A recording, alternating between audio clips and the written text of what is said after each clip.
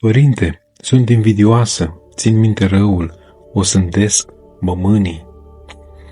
Invidia, osândirea, mânia, ținerea de minte a răului și toate celelalte pornesc de la mândrie.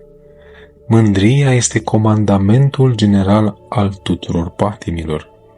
Așadar, dacă lovești mândria, lovești toate patimile și vine apoi înăuntrul tău smerenia și dragostea. De aceea, cred că este de ajuns să te ocupi, sau mai degrabă, să deschizi front de luptă împotriva mândriei. Să îndrepți toate atacurile înspre cetatea mândriei, care ne desparte de Dumnezeu. Vezi, când dușmanul războiește o țară, cele mai multe forțe le va trimite să lovească capitala. O singură bombă, dacă aruncă în capitală și o distruge, s-a terminat. A distrus întreaga țară. Părinte, cu cine se înrudește cel mândru?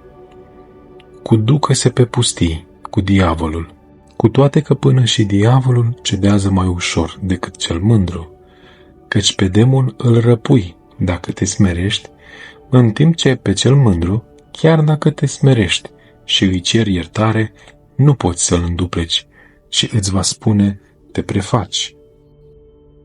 Cel care are mai multă smerenie are mai mult miez duhovnicesc. Cel mândru nu are miez lăuntric.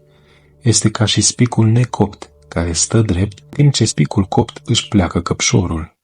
Și pe lângă faptul că este întunecat, este și neliniștit lăuntric, iar în afară este tulburat și gălăgios. Căci atunci când există mândrie, tot ceea ce face omul este ca un balon pe care îl umflă diavolul și pe care îl găurește apoi cu un ag, pocnește și se sparge. Mândria este lucru de necinste, este lucru înfricoșător, de vreme ce și pe îngeri i-a făcut demoni. Ea ne-a adus din rai pe pământ, iar acum încearcă să ne trimită de pe pământ, în iad. Eu, părinte, nu-mi dau seama dacă mă mândresc pentru ceva anume. Atunci înseamnă că există înăuntrul tău o mândrie generală. De multe ori, diavolul îți prezintă lucrurile camuflate, iar omul nu prinde de știre atunci când acționează cu mândrie. Dacă însă se supraveghează și se cercetează pe sine, înțelege unde anume a acționat cu mândrie. Se poate să nu-și simtă toată mândria pe care o are, dar puțin își va da seama de ea. Va vedea că simte în lăuntrul său o satisfacție egoistă, o superioritate față de ceilalți. Părinte, dar atunci când cineva nu poate deloc să-și dea seama că are mândrie, ce se întâmplă? Atunci acționează legile duhovnicești. Se mândrește, cade și se smerește. Se mândrește din nou, iarăși cade, iarăși se smerește. Și se continuă această stare în toată viața sa. Mândrie, smerenie, mândrie, smerenie. Această smerenie nu este virtute, ci este rezultatul legilor duhovnicești care acționează. Adică omul se smerește fără să vrea și fără vreun rezultat. Ajunge atunci la o stagnare. Îi se dă doar prilejul să înțeleagă că nu merge bine. Îi spun de pildă unei maici, această icoană ai pictat-o bine. Dacă se va mândri, când va face o altă icoană, va spune, această icoană o voi face mai bună decât cea de dinainte, ca să-mi spună iarăși părintele bravo. Și vezi, pe urmă face o caricatură.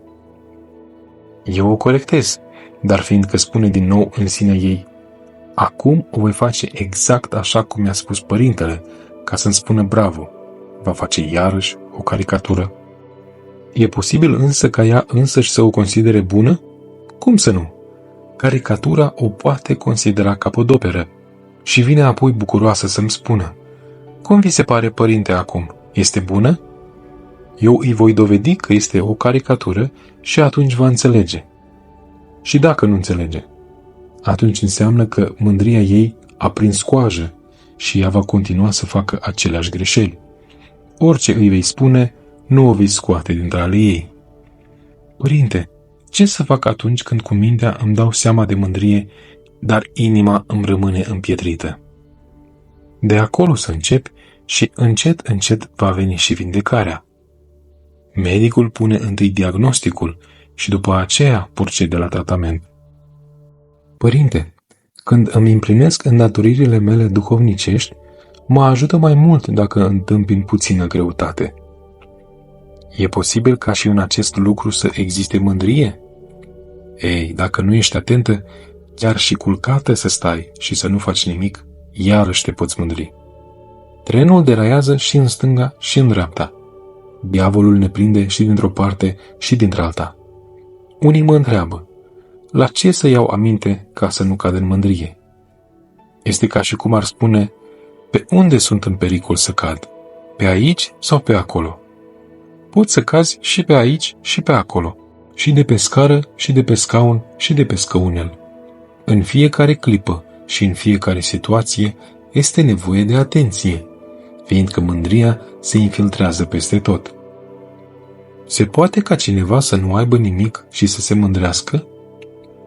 Uneori se poate ca unul ca acesta să aibă mai multă mândrie. Când eram la mănăstirea Stomiu, în Epir, aflasem despre un cioban bătrân că era părăsit cu totul. Nu-și întemeiase familie și umbla de aici colo. În cele din urmă, l-a strâns de pe drumuri un alt cioban și l-a așezat într-o colibă, unde ținea crengile pentru capre. Nu-l lăsa nici să aprindă focul ca să se încălzească, temându-se ca nu cumva să ia foc crengile. Și în coliba aceea rece, avea într-un colț ca așternut 2 scânduri și o saltea. Când am aflat, am mers să-l văd. Când am văzut în ce mizerie stătea, i-am spus unei femei sărace, câți bani vrei ca să-l speli puțin? Nimic, îmi zice ea, să-mi dai numai să pun. Când mă dusesem altădată, l-am găsit mâncând, căci era la amiază.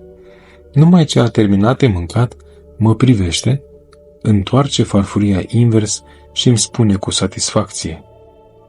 Asta înseamnă să ai minte, călugăre. Asta înseamnă să ai minte. Sunt câini și pisici pe aici.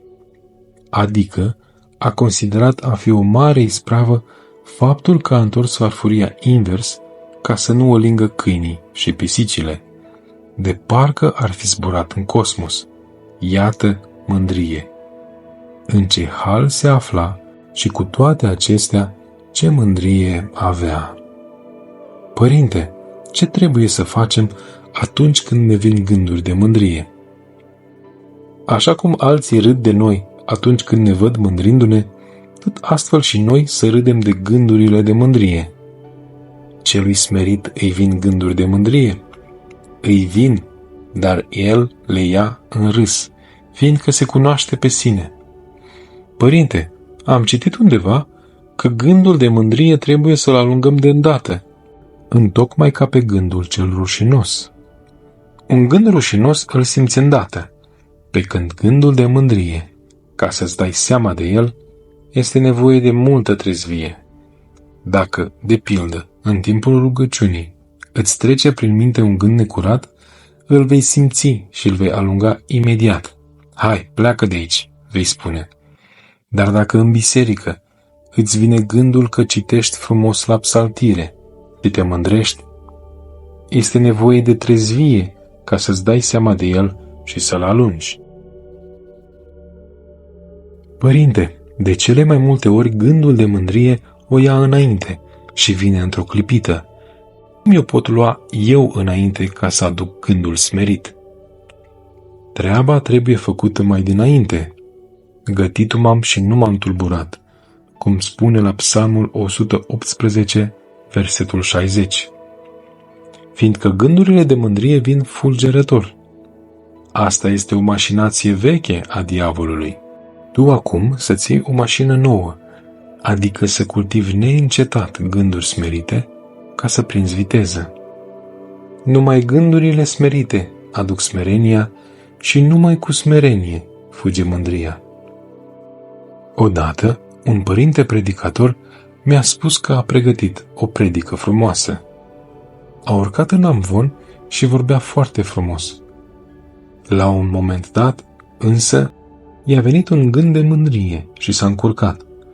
A izbucnit atunci într-un plâns nervos și a coborât de la amvon rușinat. Apoi nu a mai putut predica multă vreme. Se netrebnicise cu totul. Ascultă, îi spun, din mândrie ai pățit asta. Fiindcă te-ai mândrit, s-a îndepărtat harul lui Dumnezeu. Acum să începi smerit. Când va veni clipa să urci la amvon, să spui: dacă mă încurc, înseamnă că merit să mă fac de rușine. Deci asta mă va ajuta duhovnicește. Și dacă te apucă iarăși plânsul, oamenii vor crede că te-ai emoționat, așa că nu se vor sminti, ci se vor folosi. Nu te teme. Și într-adevăr, a pornit smerit, așteptând să se facă de rușine, și a început iarăși să predice.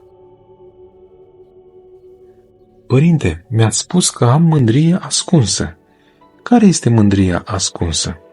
Este mândria lăuntrică, iar mândria lăuntrică este cu mult mai rea decât mândria exterioară. Ce diferență există între mândria exterioară și cea lăuntrică? Mândria exterioară se vede și se vindecă ușor.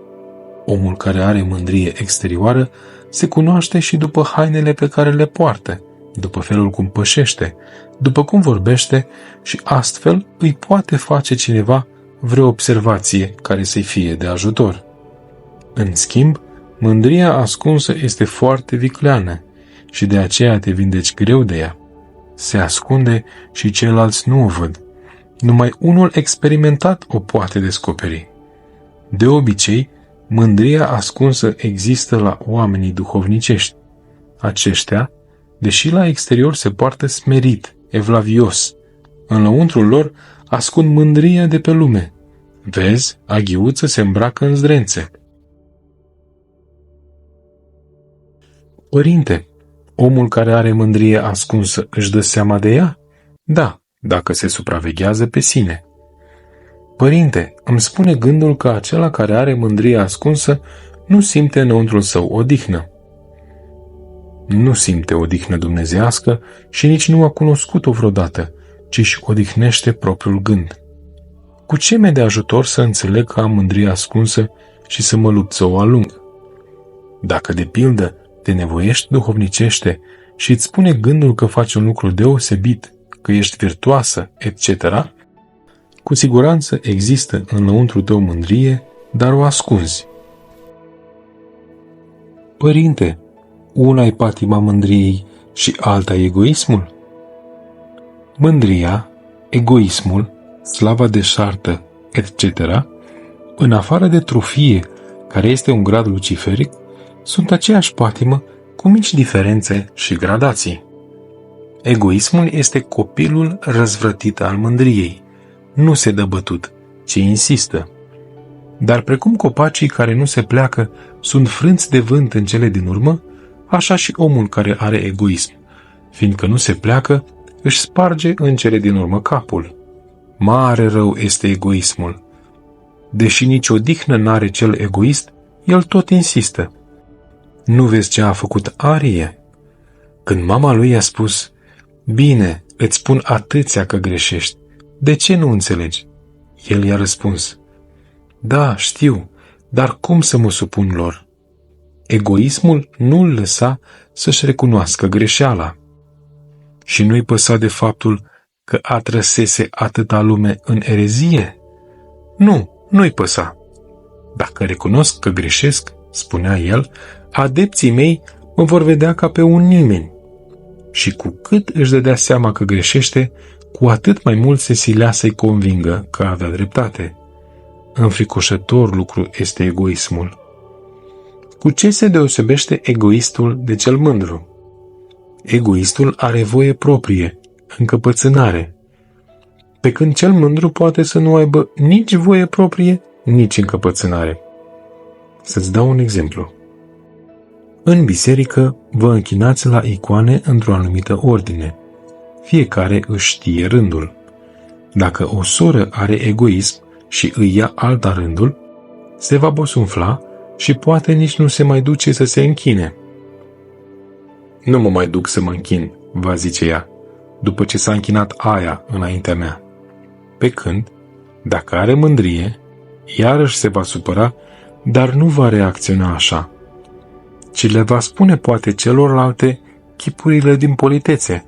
Poftiți, treci și tu. Ce să fac atunci când îmi este rănit egoismul? Când îți este rănit egoismul, să nu-l oblojești, ci lasă-l să moară. Dacă egoismul tău va muri, sufletul tău va învia. Părinte, cum moare egoismul? Trebuie să ne îngropăm propriul eu, să putrezească și să devină gunoi, ca să se dezvolte smerenia și dragostea.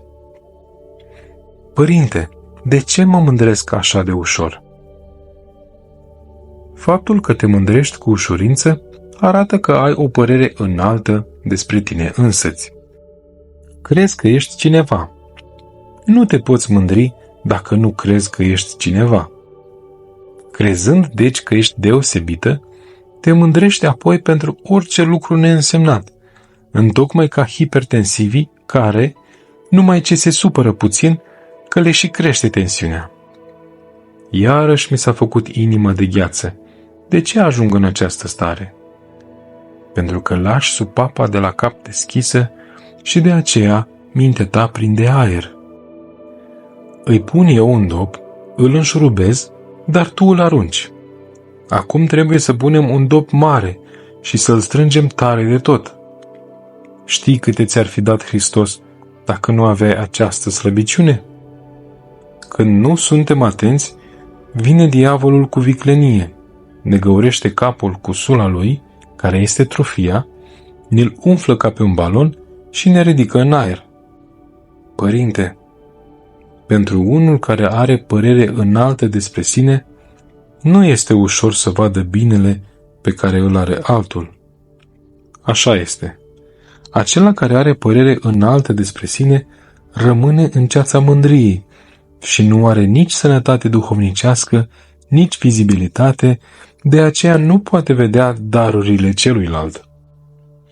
Dar de ce să aibă cineva o părere înaltă despre sine? Cum să vină la el ideile dumnezeiești dacă nu-și va arunca ideea înaltă despre sine? De va lua Hristos șurubelnița și va răsuci puțin șurubul, numai neghiobii vom vorbi. Deci ce părere să mai ai despre tine însăți? Cel care are o părere înaltă despre sine își iese din sine, își iese din minți. Ca să se regăsească pe sine, trebuie să tot coboare, să aterizeze. Altminteri, va rătăci prin nori și va consuma benzina în aer. Părinte, ce înseamnă de n-ar zidi Domnul casa, în zadar s-ar osteni cei ce o zidesc? Aceasta se referă la încrederea în sine a omului. Vezi, și în slujba tunderii în schima mare, întrebat fiind candidatul la călugărie, pe toate acestea le vei răbda? El răspunde, așa, cu ajutorul lui Dumnezeu. Nu spune, da, le voi răbda eu singur. Când omul nu pune pe Dumnezeu înainte în toate, ci spune, voi face lucrul ăsta de unul singur, eu cu puterile mele voi face lucrul ăla, atunci și capul și sparge și nici nu izbutește ceva. Părinte, le supăr mult pe maici. Ele îmi spun să fac una, eu fac alta. Pățești acest lucru din pricina încrederii în sine. Tu crezi că prinzi păsările în zbor, dar de fapt prinzi aer. Ridici mâna și crezi că ai prins o pasăre. Am prins-o, spui, dar mâna ta este goală. Ridici cealaltă mână și zici, am prins-o, dar iarăși ești cu mâna goală. Să te uiți mai întâi dacă mâna ta este plină și abia după aceea să spui, am prins-o. Maicile îmi spun că le este greu cu mine, deoarece insist în părerea mea, însă eu nu-mi dau seama întotdeauna de lucrul acesta. Știi ce se întâmplă cu tine? Când îți formezi o părere despre ceva, nu spui, mi-a venit gândul ăsta, dar nu știu dacă este corect. ci crezi că părerea ta este întotdeauna corectă și insiști asupra ei. Faci ca gospodina aceea căreia i-a cumpărat bărbatul o caracatiță. În grecește caracatiță se numește octopod, cu 8 picioare, ca să o gătească, dar îi lipsea un tentacol. Ai gătit caracatița, octopodul, îi zice bărbatul. Care octopod, zice ea. Poate vrei să zici eptapod. Eptapod înseamnă 7 picioare. Bacă-i octopod, bacă-i eptapod, până la urmă bărbatul s-a enervat din cauza încăpățânării ei și a aruncat-o în fântână. Dar și de acolo ea îi arăta cu degetele. 7, 7, 7. Așadar, să-ți spui gândul, dar să nu insiști. De multe ori însă văd că părerea mea este mai bună decât părerea maicilor cu care lucrez. Din cauza încrederii în sine vezi astfel lucrurile. Să iei bine aminte, căci cel care are multă logică și judecată cu egoism și încredere în sine poate ajunge să nu mai accepte pe nimeni. Și cum mă voi izbăvi de încrederea în sine? Dacă te cunoști pe tine însăți, vei vedea că nu ai nimic al tău și că nimic nu poți face fără ajutorul lui Dumnezeu. Așadar, dacă înțelegi că orice lucru bun pe care îl faci este de la Dumnezeu și că ale tale sunt toate neghiobiile pe care le faci, atunci vei înceta să-ți pui nădejdea în tine însăți și te vei izbăvi de încrederea în sine. Părinte, cel care are mândrie spune totdeauna binele pe care îl face? Și dacă îl spune și dacă nu îl spune, se laudă cu el în ascuns. Iată, a venit cineva să mă vadă zilele acestea. Îmi vorbea mereu despre sine și tot adăuga mereu. Spre slava lui Dumnezeu spun astea. Și tot zicea, spre slava lui Dumnezeu spun astea. I-am spus atunci cu delicatețe. Nu cumva intră puțin aici și slava ta? A, nu, îmi spune el, toate spre slava lui Dumnezeu. În cele din urmă am văzut că nu venise să-mi spună ceva care îl preocupa, ci ca să-mi povestească isprăvile lui cele spre slava lui Dumnezeu. În realitate însă, toate le spunea spre slava proprie. În tot cazul, când omul trămițează binele pe care îl face și se mândrește, îl pierde întotdeauna. Atunci se și obosește fără rost și se și osândește. Unul care trebuia să devină preot s-a dus la o mănăstire retrasă, ca să rămână acolo înainte de hirotonirea sa timp de 40 de zile. Însă, în cea de-a 38-a zi, s-a ivit o nevoie și a trebuit să plece în lume. Apoi a făcut tot posibilul să se întoarcă, ca să rămână în mănăstire încă 2 zile, căci altfel, cum ar fi putut spune că a stat 40 de zile în pustie înainte de hirotonia sa? Vezi? Și Moise a stat 40 de zile pe muntele Sinai înainte de a primi cele 10 porunci. Apoi spunea peste tot: eu, înainte de hirotonia mea, am stat în liniștire 40 de zile. Dar oare în felul acesta vine harul? Mai mult har ar fi primit dacă stătea de mii de ori, câte 20 de zile sau 15 zile sau nicio zi, dar să nu se laude că a stat 40 de zile. Părinte, Apostolul Pavel spune, cel ce se laudă, întru Domnul să se laude. Această laudă poate fi din mândrie? Nu, cum să fie din mândrie? Este o laudă de slăvire, o mulțumire către Dumnezeu. Dacă considerăm o mare cinste și o binefacere faptul că bunul Dumnezeu a rânduit să fim creștini, această laudă nu este din mândrie. Să presupunem că cineva consideră o binecuvântare și se bucură că Dumnezeu a rânduit ca el să aibă părinți buni și evlavioși. Aceasta nu înseamnă că se laudă lumește, ci că are recunoștință față de Dumnezeu. Părinte, adesea mă cuprinde o nemulțumire. Ce nemulțumire ai? Iată, spun, de ce nu mi-au apreciat osteneala și s-au purtat așa cu mine? Când cineva face ceva cu smerenie și cu dragoste și nu îi se apreciază acest lucru, se poate să fie cuprins de o nemulțumire. E omenește, desigur, nu pentru că ar fi corect acest lucru, dar atunci există și unele circumstanțe atenuante. Grav este însă atunci când pretinde recunoașterea, căci acest lucru are în el egoism, atribuirea unui drept, dorință de a plăcea oamenilor.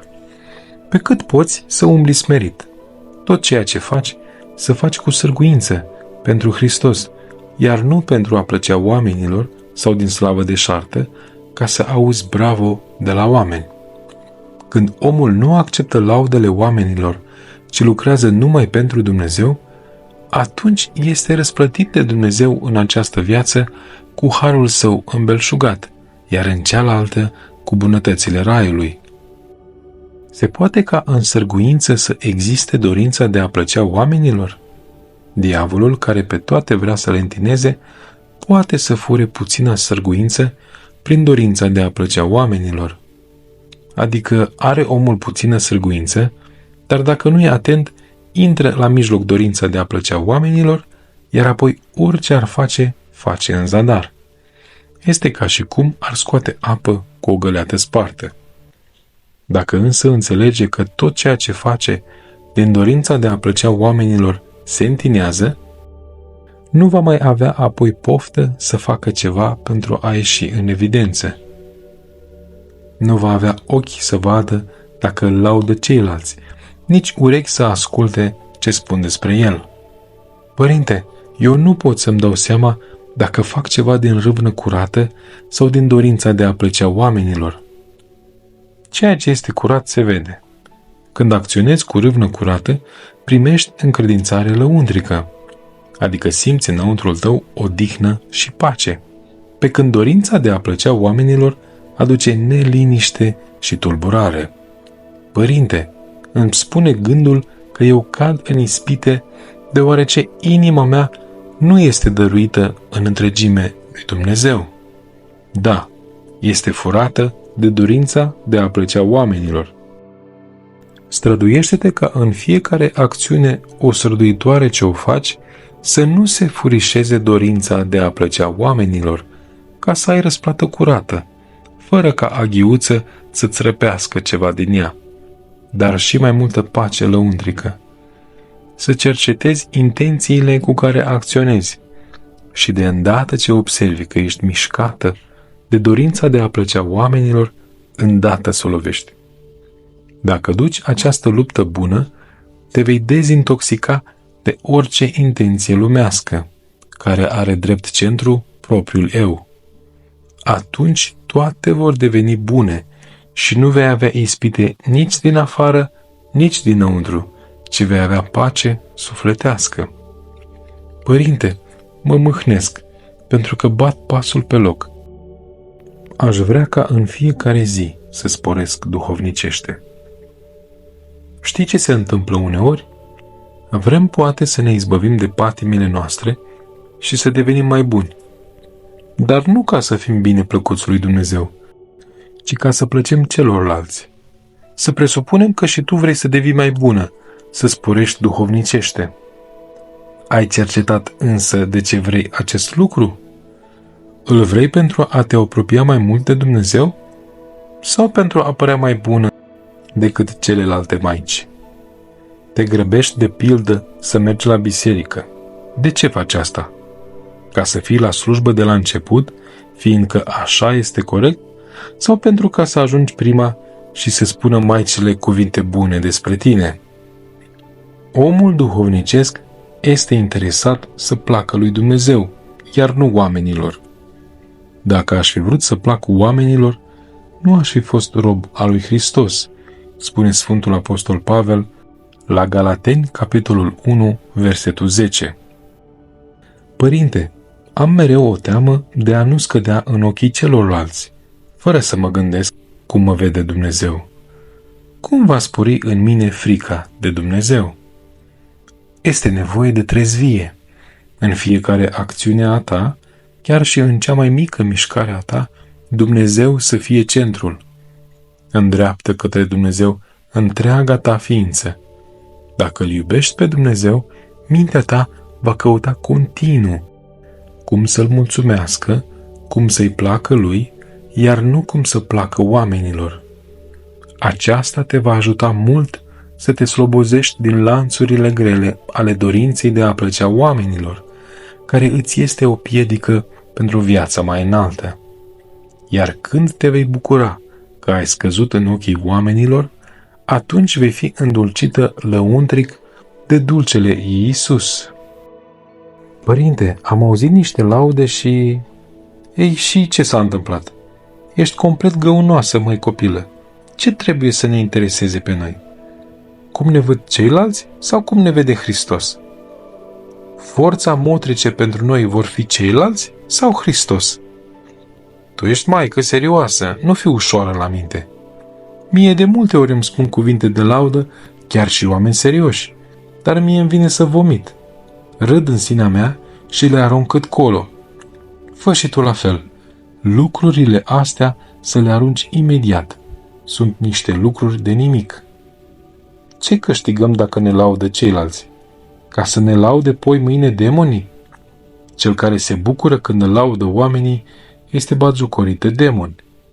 Laudele, fie lumești, fie duhovnicești, fie se referă la trup, fie la suflet, vătămă când omul este vătămat, adică atunci când are mândrie sau predispoziție spre mândrie.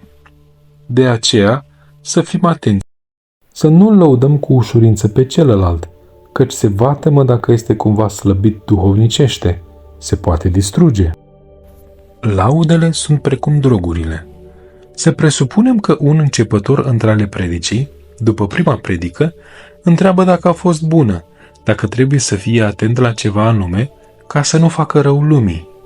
Atunci celălalt, ca să-l încurajeze, îi spune: ai vorbit bine, doar că trebuia să fii atent puțin în punctul cutare.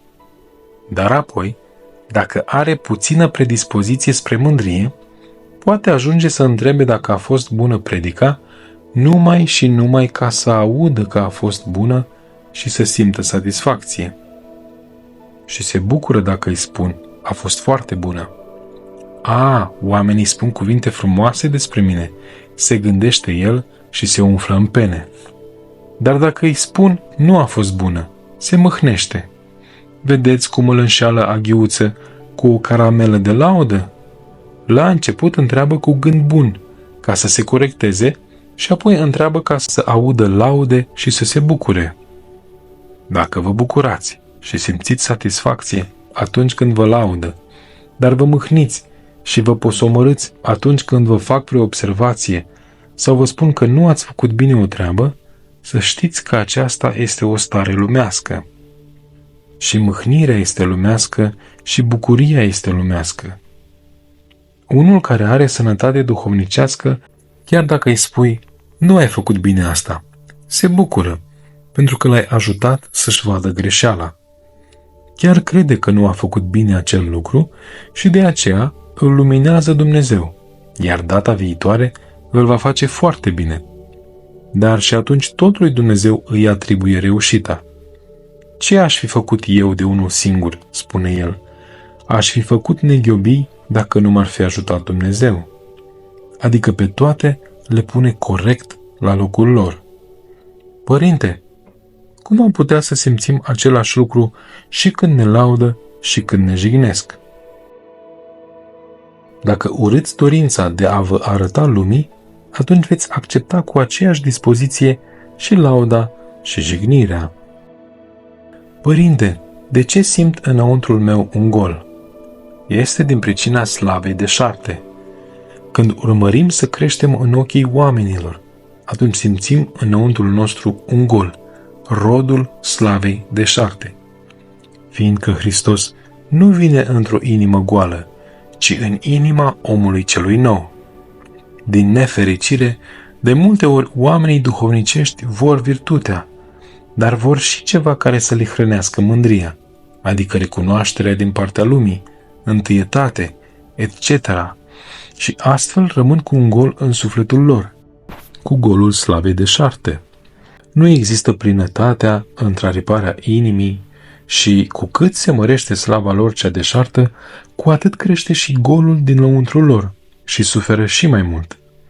Părinte, De ce simt greutate în nevoința mea? Nu te nevoiești smerit. Cel care se nevoiește smerit nu întâmpină greutate în nevoința lui.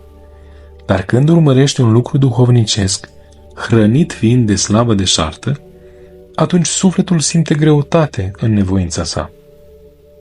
Celelalte patimi nu ne împiedică atât de mult în urcușul duhovnicesc dacă cerem cu smerenie mila lui Dumnezeu.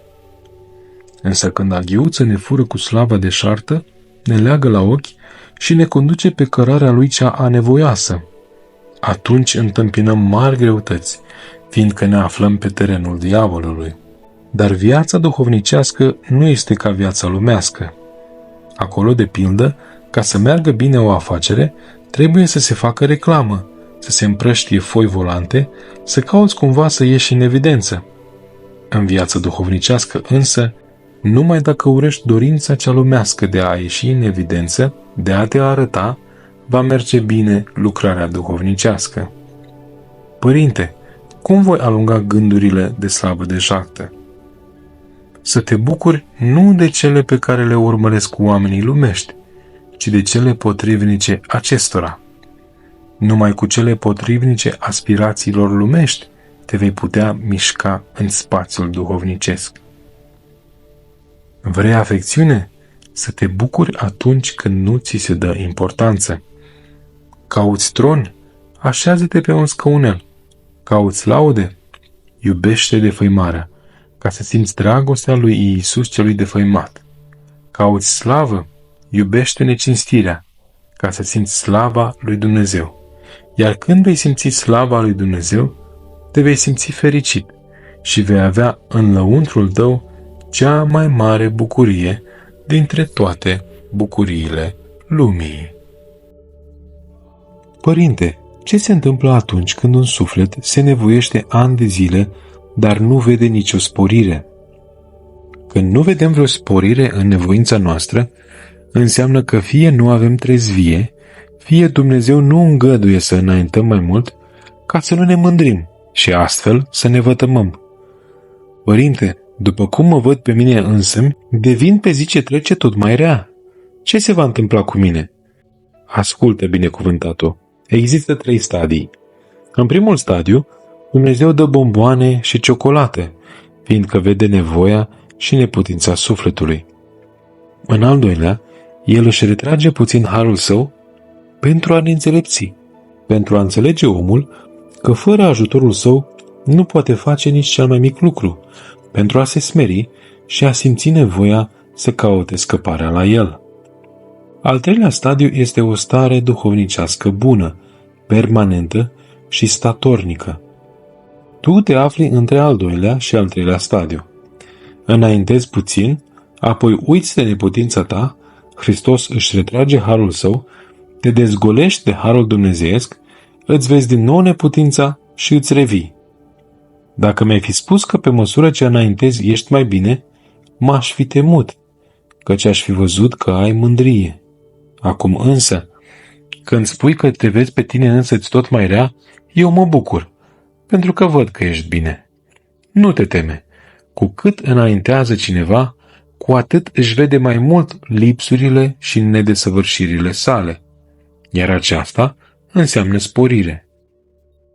Se poate ca Dumnezeu să nu mă asculte atunci când îi cer să mă ajute să mă izbăvesc de o patimă? Oare Dumnezeul nostru este Baal? Dumnezeu aude și ne ajută. Se poate să nu-i simți ajutorul, dar cauza nu este Dumnezeu, ci tu însăți, ca una care alungi ajutorul lui cu mândria ta. Dacă nu ar exista pericolul de a ne o lua în cap și a ne mândri, este cu neputință ca Dumnezeu să nu ajute. Bunul Dumnezeu vrea să ne izbăvim de patimile noastre, însă nu ne ajută să ne izbăvim dacă avem mândrie sau predispoziție spre mândrie, căci altfel am crede că am reușit fără ajutorul Lui.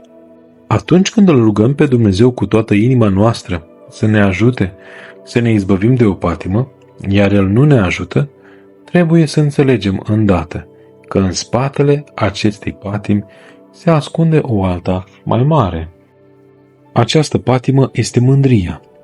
Dar fiindcă nu vedem mândria, Dumnezeu lasă să rămână acea patimă care se vede, cum ar fi de pildă lăcomia pântecelui, flecăreala, mânia și celelalte, ca să ne smerim. Iar când ne scârbim de patimile noastre, din pricina căderilor continue, când ne cunoaștem neputința și ne smerim, atunci Dumnezeu ne ajută și urcăm treptele duhovnicești câte două odată. Părinte, văd că am patimi multe. Da, ai multe patimi, dar ești și tânără și ai și bărbăție. De aceea poți lucra ca să scoți din grădina ta spinii și să plantezi crini, zambile, trandafiri și să te veselești apoi stând în ea. Acum cât ești tânără, patimile sunt fragede și se dezrădăcinează ușor. Vezi, și buruienile sălbatice, chiar și spinse fie, se dezrădăcinează ușor când sunt fragede, în vreme ce, atunci când cresc, se întăresc și cu greu le poți prinde ca să le dezrădăcinezi. Și urzica, când scoate primele frunze, nu se deosebește în finețe de busuioc.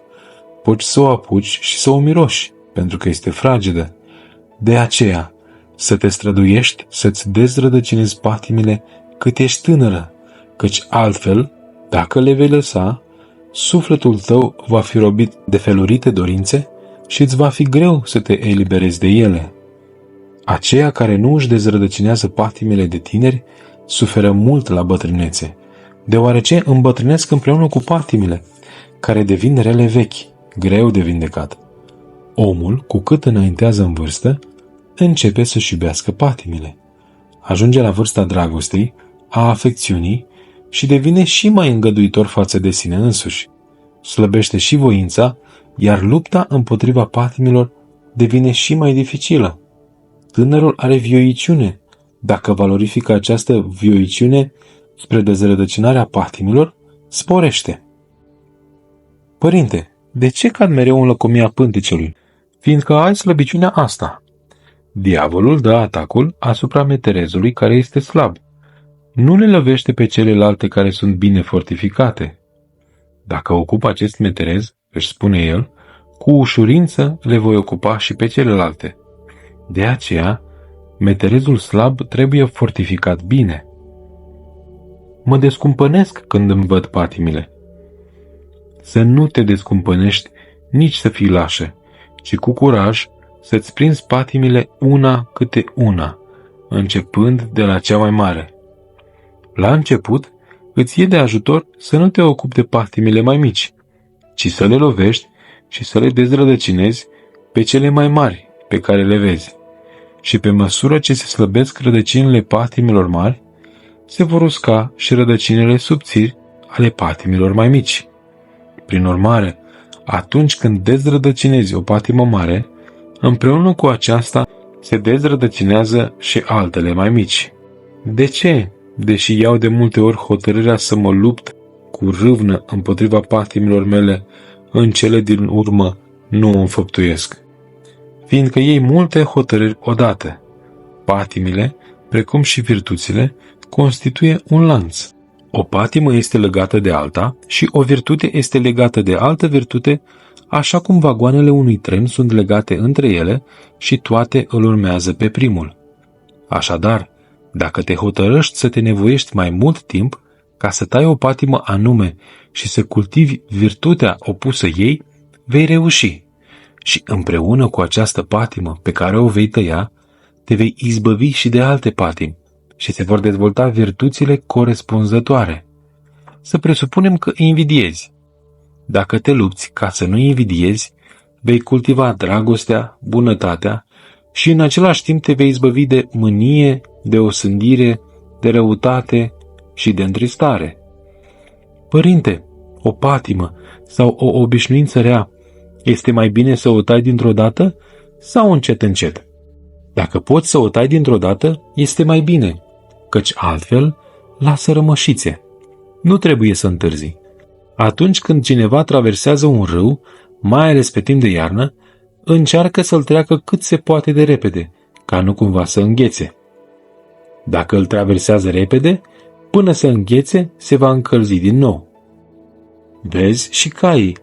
Atunci când îi leagă, dacă vor să se slobozească, rup funia dintr-o dată. La fel și cu ispita. Trebuie tăiată funia dintr-o dată. Sfântul Isaac Sirul scrie: nepătimire nu înseamnă a nu simți cineva patimile, ci a nu le primi. Oare și cel nepătimaș poate primi atacul patimilor? Da, se poate, dar orice i-ar arunca diavolul este ars de flacăra dumnezeiască pe care a aprins-o înăuntrul său. Diavolul nu încetează să-l atace pe om, dar când omul nu primește provocările vrăjmașului, inima lui se curățește și se sălășluiește în ea Hristos. Inima lui se preface în cuptor, în rug aprins, și orice cade apoi în ea este ars. Părinte, recunoștința față de Dumnezeu este suficientă pentru a ne îndemna la lupta împotriva patimilor? Numai recunoștința față de Dumnezeu nu ajunge. Este nevoie și de intenție bună, de recunoașterea păcătoșeniei și de asceză făcută cu mărinimie. Pomenirea morții ajută la lucrarea lăuntrică? Da, ajută mult. Dacă ne aducem aminte de moarte cu nădejde în Dumnezeu, vom cunoaște deșertăciunea acestei lumi și vom fi ajutați duhovnicește. De aceea, să aducem în mintea noastră judecata lui Dumnezeu și să nu uităm că vom fi judecați pentru păcatele pe care le-am făcut și de care nu ne-am pocăit. Să mă gândesc: ce fac? Cum de trăiesc cu atâta nepăsare? Unde mă voi duce dacă mor în clipa asta?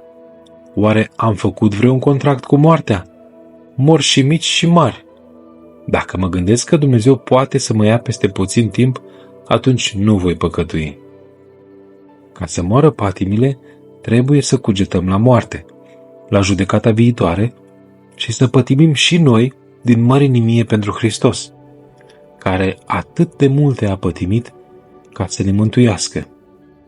Lupta împotriva patimilor este o mucenicie continuă, dar dulce, pentru păzirea poruncilor, pentru dragostea lui Hristos. Mai bine să murim eroic decât să fim biruiți de patim și să-L rănim pe Hristos. Părinte, mă simt strâmtorată în nevoința pe care o fac. Dacă te doare când scoți un spin din deget, cu cât mai mult când dezrădăcinezi dinăuntrul tău o patimă.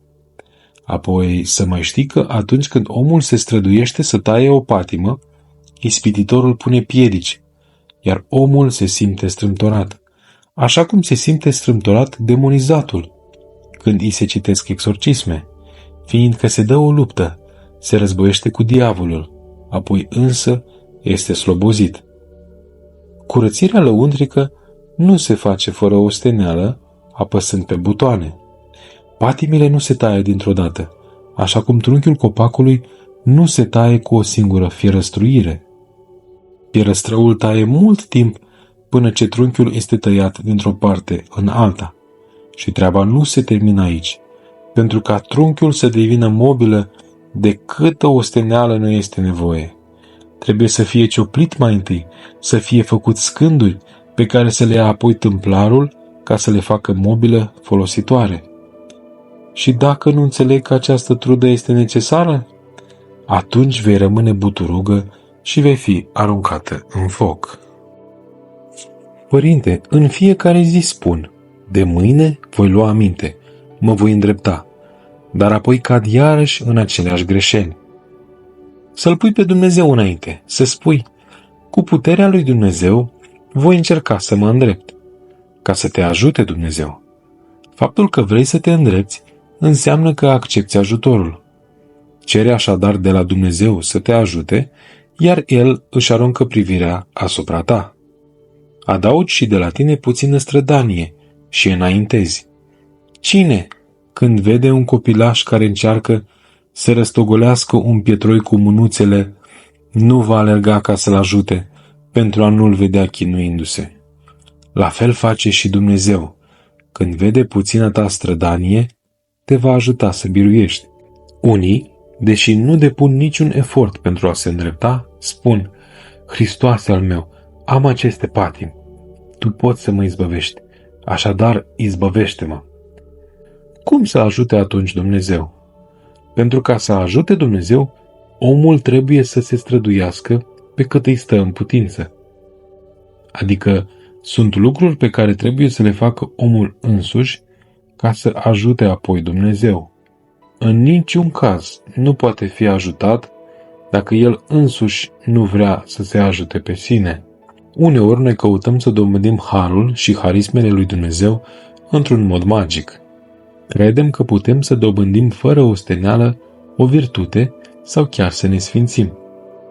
Dar pentru ca Dumnezeu să dea, trebuie ca noi să semănăm. Cum să ne dea Dumnezeu fără ca noi să lucrăm? Ce spune troparul? Nerodirea pustiului o ai lucrat. Dumnezeu trimite ploaie, înmoaie pământul, dar și noi trebuie să ne arăm ogorul. Pământul este gata, dar trebuie să băgăm plugul în ogor și să-l semănăm. Și ceea ce semănăm, aceea vom secera.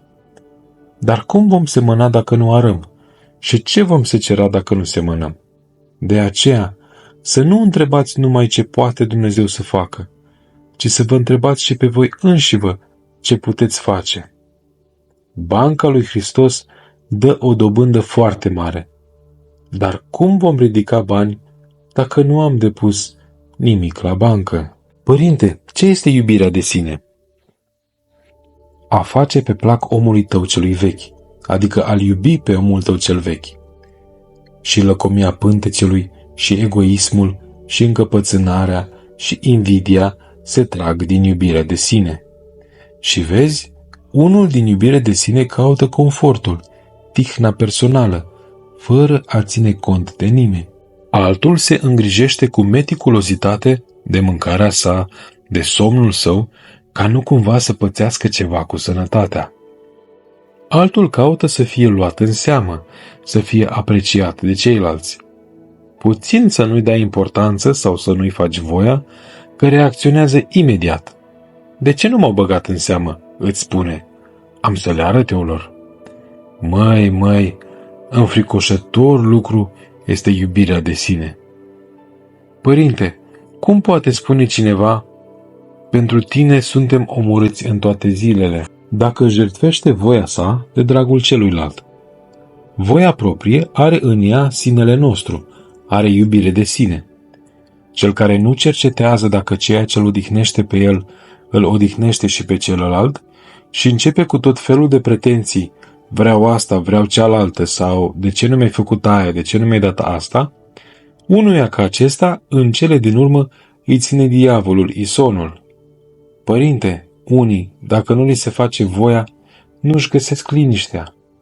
Cum să se liniștească de vreme ce nu voiesc decât propria lor satisfacere?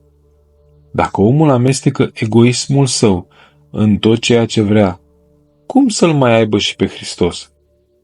Dar dacă își lasă la o parte sinele său, ca să aibă ceea ce este mai important, adică pe Hristos, atunci le are pe toate. Când nu le are pe Hristos, nu are nimic. Dacă omul își leapă de sinele, Dumnezeu îi le dă pe toate într-un chip minunat. Părinte, când ne vorbiți de lepădarea sinelui nostru, eu simt o teamă, gândindu-mă că poate nu rezist. Ei, asta e bună. Este ca și cum ai spune, dacă mă lepăd de patimi, ce mai rămâne după aceea? Căci atunci când spun să ne lepădăm sinele, înțeleg să scăpăm de patimi, să ne dezbrăcăm de omul nostru cel vechi. Unui om matur care are minte, îi este puțin greu să zică, nu pot să mă lepăd de sine. Dacă alții îți spun, ia barosul și dărâmă zidul acesta, iar tu ești învățată cu penița, ești îndreptățită să spui, nu pot. Dar pentru a ne dezbrăca de omul nostru cel vechi, nu este nevoie de puteri trupești, ci de smerenie. Iubirea de sine este și dorința de a mânca sau a se odihni cineva mai mult decât îi este necesar. În mod normal, trupului trebuie să-i dăm numai ceea ce are nevoie. Un lucru este dorința și alt lucru este nevoia. Un lucru este să vreau să mulțumesc trupul și alt lucru este să-i dau trupului ceea ce are nevoie. Să presupunem că am înaintea mea două mâncăruri cu aceleași vitamine, dar una din ele este mai gustoasă decât cealaltă. Dacă o prefer pe cea mai gustoasă, asta arată iubirea de sine. Dacă însă nu am poftă de mâncare, deoarece sunt bolnăvicios, și o prefer pe cea mai gustoasă ca să o pot mânca, acest lucru înseamnă discernământ. Trupul, vameșul cel rău, așa cum spune Ava Macarie, poate cere mai mult, căci organismul este așa cum îl obișnuiești. Când omul are stomacul micșorat, atunci se poate înfrâna cu ușurință. Altminteri, devine rob stomacului, căci și acesta, mărindu-se, simte nevoia să se umple. De pildă, unul care este foarte gras, acesta cu magazia pe care și-a făcut-o, simte nevoia să mănânce cel puțin o jumătate de miel ca să se sature, iar apoi să bea și 2 bidoane cu apă. În trecut, părinte, oamenii aveau organismul mai puternic sau se sileau pe ei înșiși. Aveau, desigur, un organism puțin mai puternic, dar se sileau și pe ei înșiși. Hagi Gheorghe dădea în fiecare zi călugărilor săi puțină miere și nucă. Și erau copii de 15 ani, aflați în perioada de creștere, dar aveau și creșterea duhovnicească. Astăzi, pătrunde în minte o logică lumească. Să nu postească copiii, ca să nu se îmbolnăvească, să nu le lipsească copiilor nimic, ca să nu le fie greu. Și în cele din urmă duc o viață nefericită, dorindu-și mereu fripturi. Dar nici acestea nu le ajută la nimic. Dacă te bucuri când nu mănânci, pentru dragostea lui Hristos, atunci te hrănești. Dacă pentru dragostea lui Hristos preferi mâncarea lipsită de gust în locul celei gustoase, atunci din mâncarea fără de gust îl guști pe Hristos. Părinte, un bătrânel se chinuia astăzi să urce scările bisericii și deși treceau mulți pe acolo, nimeni nu se ducea să-l ajute. Un preot văzându-l a trecut pe alături, asemenea și un levit văzând a trecut pe alături. Au dreptate, nu știu. Nu au auzit niciodată Evanghelia Samarineanului milostiv? Ce să spun? Ne iubim pe noi înșine și nu îi iubim pe ceilalți. Iubirea de sine biruiește dragostea pentru aproapele nostru. De aceea ne purtăm așa. Însă cel care se iubește pe sine mai mult decât pe ceilalți nu trăiește potrivit cu Duhul Evangheliei. Și Hristos, dacă se gândea la sine însuși, ar fi rămas în cer, nu ar fi venit pe pământ să sufere, să fie răstignit ca să ne mântuiască. Astăzi, mai mult sau mai puțin, la cei mai mulți oameni există iubire de sine, nu au duh de jertfă. A pătruns Duhul lui să nu pățesc eu ceva rău. Știți cât mă doare când văd ce lume există astăzi? Când eram internat în spital, într-o zi a trebuit să fie ridicat un bolnav, țintuit la pat, pentru a fi mutat într-un alt salon. Era acolo un infirmier care, deși aceasta era treaba lui, nu a mers să ajute deloc. Nu pot, mă doare mijlocul, a spus el cu nepăsare. Măi, vezi ce om neom. Și să vezi, o infirmieră, care avea 2 copilași și aștepta pe al 3-lea, s-a chinuit sărmana împreună cu alta și l-au ridicat. Nu s-a gândit deloc la sine, a uitat în ce stare se afla și a alergat să-l ajute pe cel bolnav. Când văd un om că o duce greu, că nu are putere, dar se jertfește pentru a-i sluji pe ceilalți, știți câtă bucurie mi-aduce? O, mare bucurie! Inima îmi tresaltă, simt că sunt înrudit cu el, pentru că și el este înrudit cu Dumnezeu. Părinte, astăzi, în timp ce multă lume aștepta ca să vă vadă, un oarecare tânăr nu a așteptat ca să-i vină rândul, ci a intrat înaintea tuturor. Da, a venit și mi-a spus, trebuie să te văd, am mers în Sfântul Munte, dar nu te-am găsit și am venit aici. Bine, îi spun, dar nu vezi câtă lume așteaptă? Să se oprească toți ca să mă ocup acum cu tine? Da, părinte, îmi spune. Auzi vorbă. Și ceilalți să stea pe scări, în picioare, înghesuiți, oameni în vârstă, femei cu copii mici, iar el insista. Și nici măcar nu avea vreo problemă serioasă. Niște bazaconii vrea să-mi spună. Ai înțeles? Să se aleagă praful de ceilalți. Gândiți-vă, vin unii și îmi spun, părinte, astăzi să te rogi numai pentru mine și pentru nimeni altul. Auzi pretenție la ei. Este ca și cum ar spune, cu acest tren voi călători numai eu, să nu intre nimeni altul. Dacă tot merge trenul, de ce să nu intre și ceilalți înăuntru? Părinte, ce înțeles sau cuvintele lui Hristos, cine va voi să-și scape sufletul, îl va pierde. Ele înseamnă că omul trebuie să-și piardă viața sa în înțelesul cel bun, să nu-și prețuiască viața, să-și jertfească viața pentru celălalt. Nimeni să nu caute ale sale, ci fiecare pe ale aproapelui, spune apostolul Pavel. Toată temelia vieții duhovnicești aceasta este, să uit de mine în înțelesul cel bun și să mă gândesc la celălalt, să particip la durerea, la greutatea celuilalt, să nu mă îngrijesc cum să scap de greutate, ci cum să-l ajut pe celălalt, cum să-l odihnesc. Cum îmi voi da seama, părinte, ce anume îl odihnește pe celălalt ca să trec la faptă? Dacă te pui în situația celuilalt, atunci vei înțelege ce îl odihnește pe celălalt. Dacă însă rămâi închisă în carapacea ta, cum să-ți dai seama ce îl odihnește pe celălalt?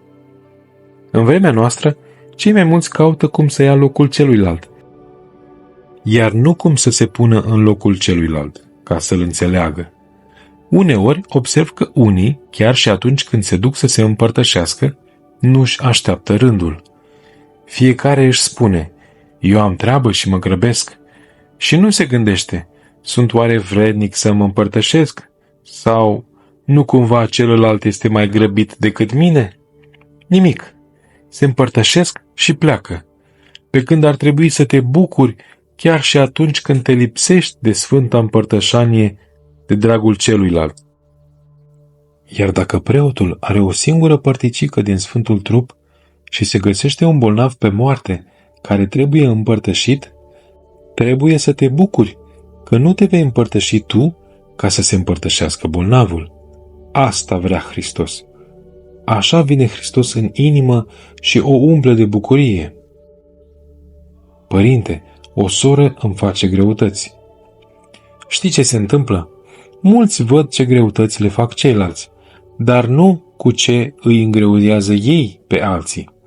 Au pretenții numai de la ceilalți, nu și de la ei înșiși. Însă logica vieții duhovnicești este să cercetezi cu ce anume îi îngreuiezi tu pe ceilalți și nu cu ce te îngreuiază alții pe tine. Să vezi ce anume îl odihnește pe celălalt, iar nu ce te odihnește pe tine. Oare pentru odihnă am venit în această viață? Pentru viață comodă? Nu am venit în această lume ca să petrecem bine, ci ca să scuturăm de pe noi tina păcatului și să ne pregătim pentru cealaltă viață. Dacă ne gândim numai la noi înșine și facem doar ceea ce ne odihnește pe noi, după aceea dorim ca ceilalți să se gândească la noi. Vrem ca toți să ne slujească, vrem ca toți să ne ajute. Adică mereu vrem ceva și ajungem la sfârșit să trăim în comoditate. Mie îmi convine astfel, spune unul. Mie îmi convine altfel, spune altul. Și în cele din urmă, fiecare se odihnește în ceea ce îi convine, dar odihnă nu află, fiindcă adevărata odihnă vine din odihna celuilalt. În timpul ocupației germane, în 1941, deoarece germanii intrau prin sate, dădeau foc și ucideau, plecaserăm din Conița și urcaserăm în munți. În ziua când germanii au intrat în Conița, cei doi frați ai mei se duseseră de dimineață la câmp, unde aveam porumb, ca să prășească. De îndată ce am auzit că au ajuns germanii, i-am spus mamei mele, mă voi duce la câmp ca să le dau de știre. Ea însă nu mă lăsa, deoarece toți îi spuneau, oricum ceilalți sunt pierduți. Nu-l lăsa și pe acesta să se ducă, fiindcă se va prăpădi și el. Dar eu cum puteam să o ascult? Încalț opincile și alerg la câmp. Din pricina grabei, însă nu le-am legat bine și cum alergam pe un câmp plin de apă, s-au lipit opingile în noroi. Le las atunci și alerg desculț pe malul râului, care era plin de mărăcini. Timp de aproape o oră, în acea căldură de vară, am alergat desculț pe spini, dar nici nu-mi dădeam seama de vreo durere. Ajung la ogorul nostru, mă duc acolo unde prășeau frații mei și le spun: au venit germanii, să mergem să ne ascundem. Însă chiar atunci îi vedem pe nemți venind înarmați. Continuați să prășiți cu sapele, le-am spus, iar eu mă voi preface că răresc porumbul și smulg buruienile. Nemții au trecut fără să ne facă sau să ne spună ceva.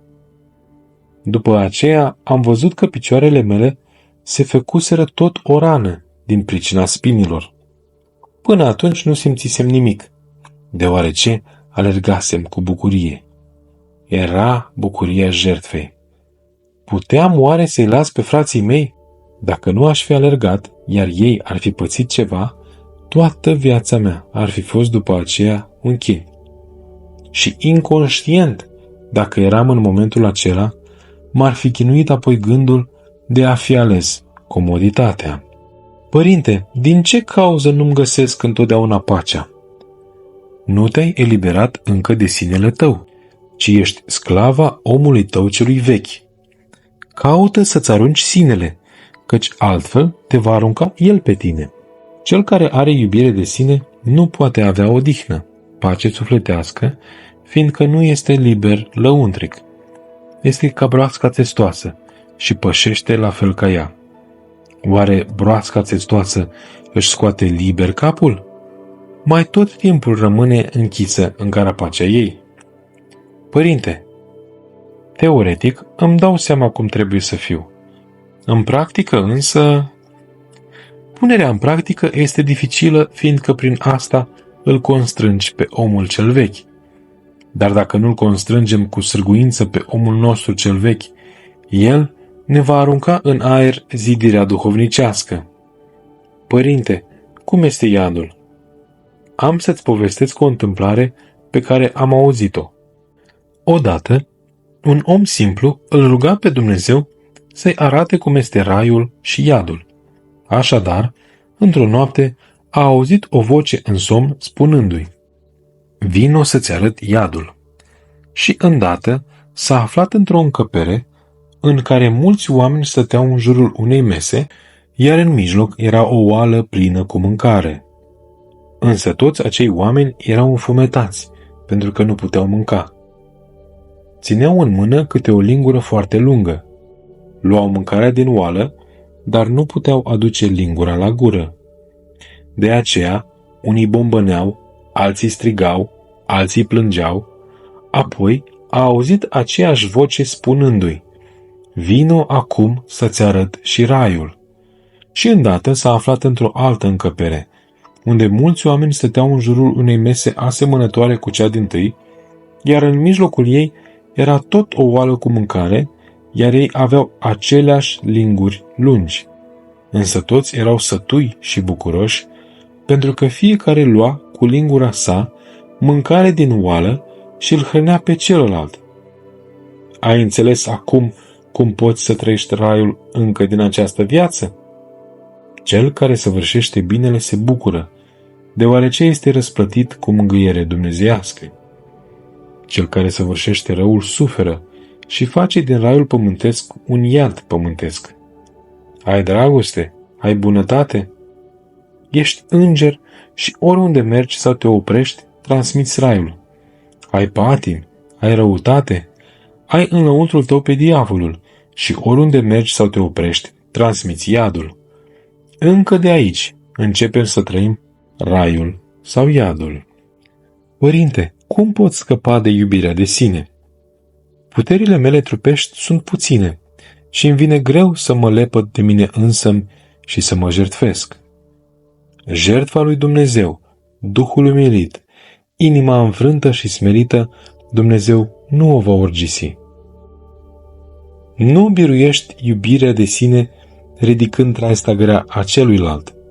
Nu asta va cere Dumnezeu de la tine, de vreme ce nu ai puteri trupești, ci dacă te smerești și rabzi o vorbă grea, o nedreptate, și dacă adaugi și puțină osteneală trupească, făcută din dragoste și bunătate, știi cum ajută apoi Dumnezeu? Părinte, ce legătură au osteneala trupească și asceza cu tăierea patimilor?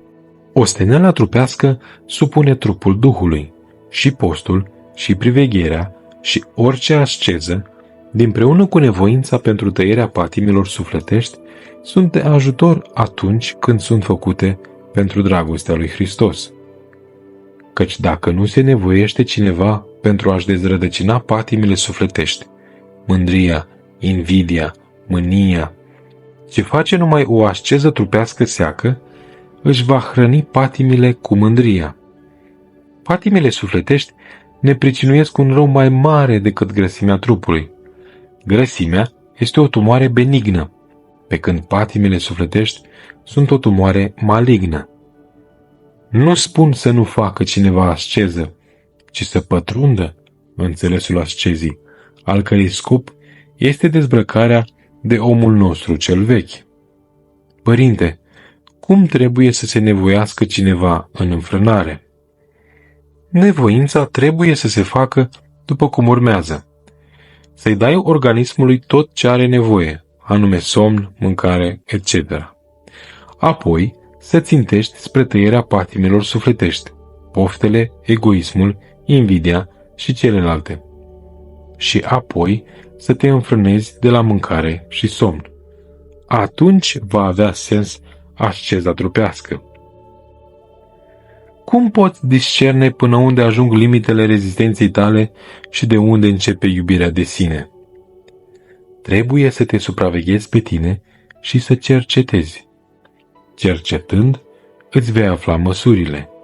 Și băcanul care este neexperimentat la început, atunci când cântărește, odată pune mult, altădată puțin. După ce dobândește experiență, pune cât trebuie.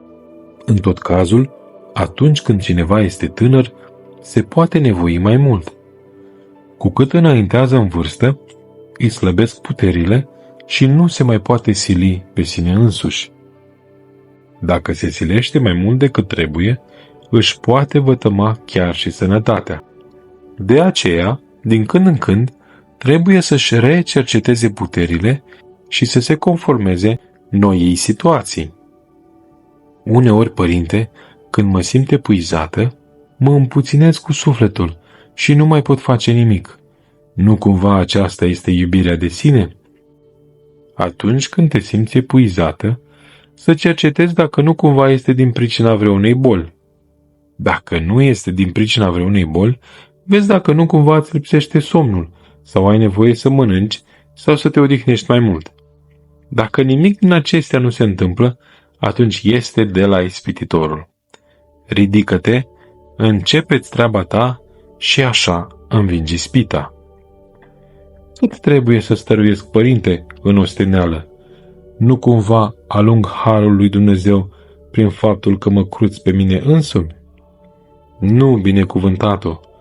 Trebuie să iei aminte și să te oprești înainte de a ajunge în situația să nu mai poți. Simt însă că nu am împlinit niciodată ceea ce spun părinții, dă sânge ca să primești duh. Ce sânge să dai tu de vreme ce îți lipsește sângele? Tu ai nevoie să ți se dea sânge. Să fii atentă la patimile sufletești. Părinte, atunci când spun atât pot să lucrez, atât rezist eu, o spun din iubire de sine? Cu cât stai mai mult, cu atât te înmoi mai tare. Cu cât lucrezi, cu atât te întărești. Pe lângă faptul că alungă mucezeala cu osteneala, este ajutat și duhovnicește. Scopul este ca omul să ajungă să se bucure mai mult de reaua pătimire decât de traiul cel bun. Dacă ați ști cum trăiesc unii bătrânei acolo în Sfântul Munte și ce bucurie simt ei. Iată, un bătrânel care locuia singur la 1 kilometru mai încolo de coliba mea, știți câtă lepădare de sine avea? Coliba lui se afla la înălțime, într-un loc foarte abrupt, și cobora pe cărare în 4 labe, ca ursul, sărmanul, ca să meargă la un alt bătrânel de mai jos când avea nevoie de ceva. Au vrut unii să-l ia ca să-l îngrijească la bătrânețe, dar el nu a primit. Apoi toți spuneau, este înșelat, fiindcă stătea acolo singur. Într-o zi a venit la colibă și mi-a spus pricina pentru care nu a vrut să plece de acolo. Atunci când trăia starețul său, coliba lor nu avea bisericuță, iar el îl ruga pe stareț să construiască una. Să ridicăm o bisericuță, i-a spus în cele din urmă starețul, dar după aceea să nu mai pleci niciodată de aici, fiindcă va rămâne Sfântul Înger în Sfântul Altar și nu se cade să-l lași singur. Atunci el i-a făgăduit că va rămâne pentru totdeauna la acea colibă și astfel au făcut bisericuța. În cele din urmă i s-a dărâmat și chilia și locuia în bisericuță. Dormea într-o strană. O astfel de lepădare de sine avea. M-am îngrijit să-i duc câteva haine, ca să aibă cel puțin cu ce să se schimbe, căci suferea de colici intestinale. Într-o zi am trimis un cunoscut de-al meu, care era medic, să-l vadă. A mers împreună cu un altul, au bătut în ușă de mai multe ori, dar nimic. Când au deschis, l-au găsit mort în strana în care obișnuia să stea, acoperit cu o pătură. Acolo s-a odihnit în Domnul. În viața noastră, traiul aspru pentru dragostea lui Hristos aduce în inimă gingășia lui Hristos. Desfătările dumnezeiești se nasc din durerile trupești. Părinții au dat sânge și au primit duh. Cu sudoare și osteneală au primit harul. Și-au lepădat sinele și l-au găsit în mâinile Domnului. M-au emoționat mult viețile sfinților nevoitori de la Sinai. 5.000 de nevoitori au trăit în Sinai și câți alții în Sfântul Munte. Timp de 1000 de ani, câți părinți s-au sfințit, dar și mărturisitorii și mucenicii câte au pătimit.